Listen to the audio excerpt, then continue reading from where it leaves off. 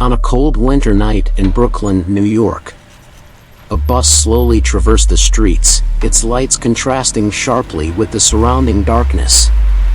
It was 1:00 a.m., and there were only a few passengers on board: a tired restaurant waiter, a young couple, and a middle-aged man occasionally glancing at his phone. As the bus entered the desolate Bushwick warehouse district, the waiter, Tommy, shivered involuntarily. "This route always makes me uneasy." His words caught the attention of the girl from the couple, Sarah, who whispered in response, "Me too, there's an indescribable weirdness about this place." Suddenly, the lights inside the bus began to flicker, and the vehicle seemed to jolt. The middle-aged man looked up, annoyed, and remarked, "I wish they'd fix this damn bus." At that moment, an old woman in a tattered coat boarded the bus. She looked pale and vacant, scanning her surroundings. Choosing a seat in the back, she began muttering to herself. Tommy nervously said to Sarah, "Look at that old woman. She seems to be saying something." Sarah whispered back, "I don't want to bother her. The atmosphere here is getting more unsettling."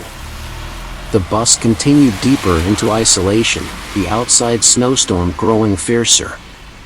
Suddenly, the old woman's scream pierced the silence, instilling fear in every passenger. "What is she doing?" the young boy exclaimed. "We need to check on the driver." Tommy stood up, only to find the driver's seat empty. The bus seemed to be moving on its own towards an unknown destination. The lights inside the bus went out completely, leaving only the occasional streetlight outside providing faint illumination.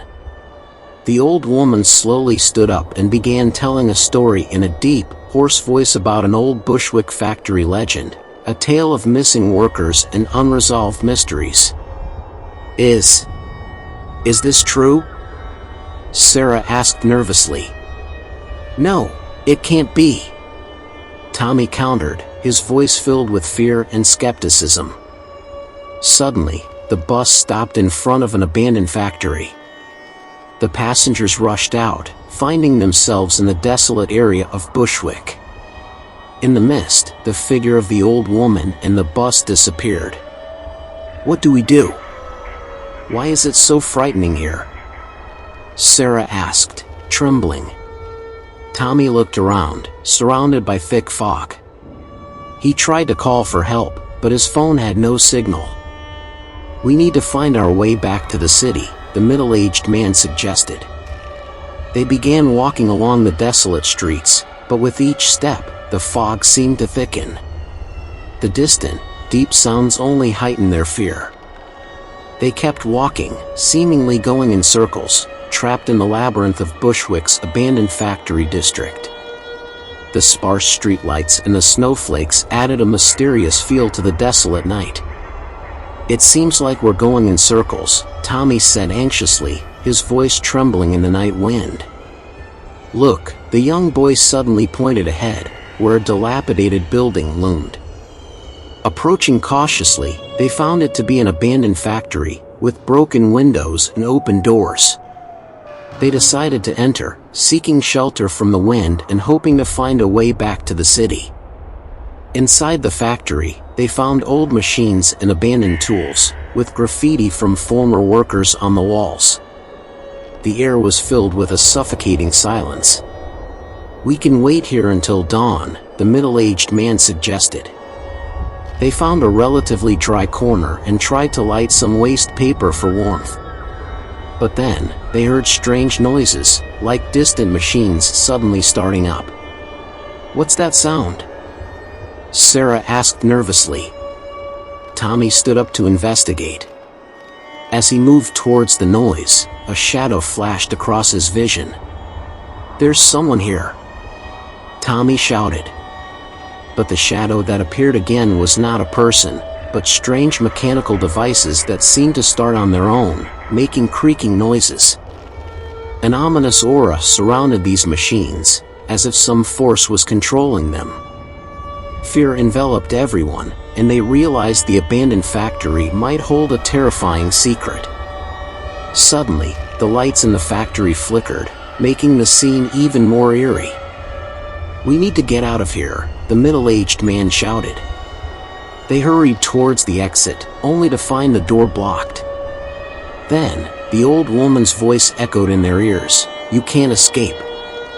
The walls seemed to move, the noise of the machines grew louder, and they realized this factory might be the cursed place from the Bushwick legend, a factory where all who enter cannot escape. Desperately searching for a way out, they found themselves surrounded by endless machines and closed walls. As time passed, their strength waned, leaving them at the mercy of fate. The atmosphere inside the factory reached a peak of terror. The sound of machines roared like a nightmare, and the walls seemed to move, trapping them in this hellish place. However, at the brink of despair, Tommy suddenly remembered a potential escape method. "Wait, remember the old woman's legend about this factory?" Tommy said urgently. "She mentioned a special machine, the heart of the factory.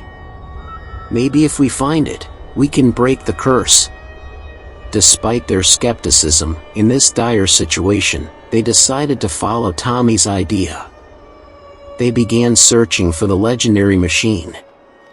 After a strenuous search, they finally found an ancient and complex machine in the basement of the factory.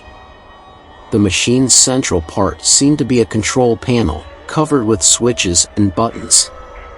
Sarah carefully observed the control panel, and her eyes lit up. "Look here, these symbols, they seem to be instructions." After some deliberation, they tried operating the control panel.